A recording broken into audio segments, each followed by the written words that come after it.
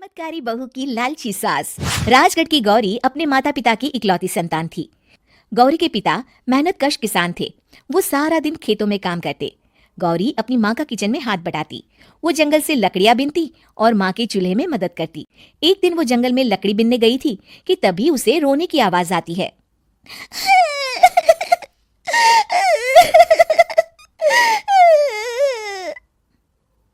अरे, यहाँ कौन रो रहा है? इस जंगल में भला किसी के रोने की आवाज? जरूर कोई जंगल में फंस गया होगा। वो देखती है तो उसे एक परी दिखाई देती है जिसका एक पंख टूटा होता है। अरे, तुम कौन हो और क्यों रो रही हो? मैं परीलोक की रानी हूँ। पृथ्वीलोक में घूमने आई थी, लेकिन देखो ना, मेरे पंख ही टूट गए। अब मैं कैसे उड़ान भरूंगी? अरे, इसे जोड़ना तो आसान है। रुको, मैं अभी जोड़ देती हूँ।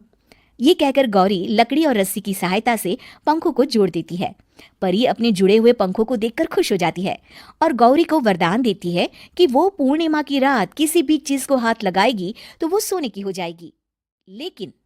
लेकिन गलती से अगर उसने किसी इंसान को छू लिया तो वो अगली पूर्णिमा तक सोने का ही रहेगा। गौरी घर आती है और सारी बात अपने माता पिता को बताती है। गौरी की माँ उसे कहती है, तू भी ना गौरी, सारा दिन परियों की कहानियां पढ़कर स्वप्न लोक में ही रहती है। नहीं माँ, मैं सच बोल रही हूँ। देखो, आज पूर्णिमा की रात है ना, इसलिए डर के मारे मैं कोई सामान भी नहीं छू रही हूँ। अच्छा, ऐसी बात है बिटिया रानी, तो जरा इस घड़े को हाथ लगा दे। गौरी घड़े को जैसे ही हाथ लगाती है वो सोने का हो जाता है। गौरी के माता पिता घड़े को देखकर हैरान रह जाते हैं। अगले दिन गौरी के पिता उस घड़े को सुनार के पास बेचने जाते हैं तो रास्ते में उन्हें कंचा काकी मिलती है। वो सोने का घड़ा देखकर गौरी के पिता से पूछती है, अरे गौरी के बापू, ये पीतल तो बड़ा चमक रहा है। अरे काकी, ये पीतल नहीं, सोना है, सोना बेचने ले जा रहा हूँ। अरे कहीं कोई लॉटरी लग गई है क्या? इतना सोना? गौरी के पिता काकी को गौरी को परी द्वारा दिए वरदान के बारे में बताते हैं।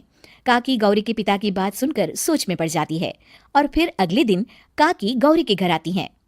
गौरी के बापू, तुम्हारे लिए मैं खुशखबरी लाई हूँ। तभी गौरी की माँ पूछती है, क्या खुशखबरी है काकी? अरे, तुम्हारी बेटी का रिश्ता मैं अपने बेटे से करना चाहती हूँ। अरे, कब तक अपनी सयानी लड़की को घर पर बिठा कर रखोगी? हाँ, देखो काकी, मैं ऐसे ही व्यक्ति से अपनी बेटी की शादी कराऊंगा जो गौरी के वरदान से नहीं, उसके गुणों को समझे। अरे, हमें तो गौरी के गुण अच्छे लगे, इसीलिए तो आ गई हूँ मैं। फिर गौरी के माँ बाप मान जाते हैं और उसकी शादी काकी के बेटे से हो जाती है। अगले दिन, अरे गौरी, कल पूर्णिमा की रात है। तुम्हारे पिताजी परी के वरदान के बारे में बता रहे थे, तो मैं ना कुछ चीजें रख दूंगी, जरा हाथ लगा देना।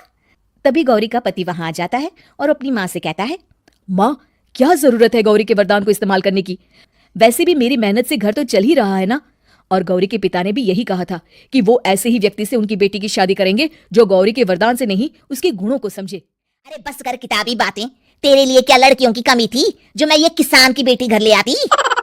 और सुन गौरी, कल अगर तूने सारी चीजों को सोने का नहीं किया तो मैं तुझे घर से निकाल दूंगी और अपने बेटे की दूसरी शादी करवा दूंगी, समझी?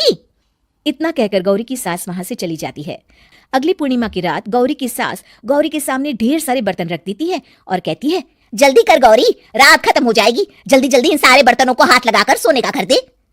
गौरी करती भी तो क्या, वो जैसे ही एक छोटे से बर्तन को छूने वाली होती है कि उसकी सास भड़क जाती है। क्या मजाक बना रखा है? इतने छोटे से बर्तन में क्या होगा? ये ले, ये बड़ा वाला बर्तन।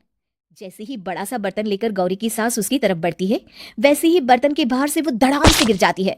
सास को गिरा दे गौरी उन्हें संभालने दौड़ती है और वो सास को हाथ लगाकर कहती है, अरे सासू माँ, क्या हो गया आपको? कहीं चोट तो नहीं लगी ना? लेकिन जैसे ही वो हाथ सास से हटाती है तो देखती है कि उसकी सास सोने की हो गई है। गौरी सोने की सास को देखकर रोने लगती है और अपने पति से कहती है,